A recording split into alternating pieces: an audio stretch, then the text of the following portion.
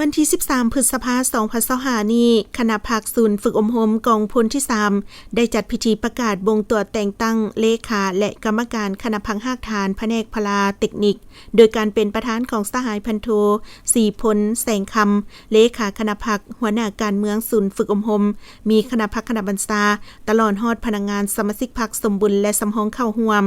สหายพันตรีวิไลพรบุษกากรรมการคณะพังหากฐานแผนกการเมืองหัวหน้าแขนงจัดตั้งพรรคศูนย์ฝึกอบรมได้ขึ้นผ่านมติตกลงของคณะพรรคกองพลที่ 3 ว่าด้วยการบ่งตัวแต่งตั้งเลขาและกรรมการคณะพังหากฐานแผนกพลาเทคนิคที่ขึ้นกับคณะพรรคศูนย์ฝึกอบรมอิงตามกฎระเบียบของพรรคประชาชนปฏิวัติลาวสมัยที่ 11 ที่ระบุไว้ในหมวดที่ 2 มาตราที่ 13 ว่าด้วยการบ่งตัวแต่งตั้งโยกย้ายและการสิ้นสุดเป็นกรรมการคณะพรรคและหนังสือเสนอของคณะพรรคศูนย์ฝึกอบรมในนี้คณะพรรคกองพลที่ 3 ตกลงบ่งตัวแต่งตั้งสหายพันโทศรีวิไล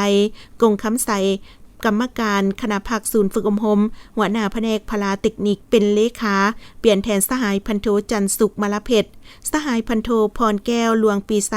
หัวหน้าแขนงอุปโภคเป็นกรรมการโฆษณาจัดตั้งเปลี่ยนแทนสหายพันโทสีไวสีเมืองไซ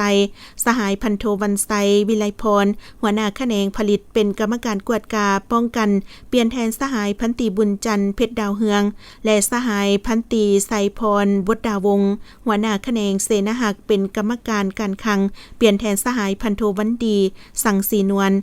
โอกาสดังกล่าวสหายพันโทศรีพลแสงคำก็ได้มีคำเห็นโอลมต่อผู้ที่ได้รับหน้าที่ใหม่ให้หำฮู้เข้าใจถึงความหมายความสำคัญของหน้าที่การเมืองและยามใหม่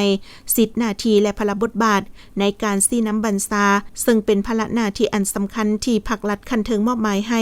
พร้อมนี้สหายยังได้เรียกร้องให้ยกสูงบทบาทต่อความรับผิดชอบของหน้าที่เวียกงานเพิ่มทวีความสามัคคีให้เป็นปึกแผ่นแน่นหนาเฮ็ดเวียกเป็นหมู่คณะแบ่งเวียกให้บุคคลรับผิดชอบอย่างละเอียดจะแจ้งบนพื้นฐานและการร่วมศูนย์ประชาธิปไตยกำแน่นต่อแนวทางเปลี่ยนแปลงใหม่ของพรรคกฎหมายของรัฐเป็นเจ้าการในการปรับปรุงก่อสร้างพรรคพนักงานก่อสร้างพรรคให้ปลอดใสเข้มแข็งและนักแน่นปฏิบัติหลักการดำเนินชีวิตการเมืองเป็นปกติและปฏิบัติทิศนำเพิ่งตนเองกุ้มตนเองสร้างความเข้มแข็งด้วยตนเองเทื่อละก้าวตั้งหน้าออกแหงปรับปรุงก่อสร้างกลมกองให้มีความนักแน่นเข้มแข็งอย่างบ่หยุดยั้ง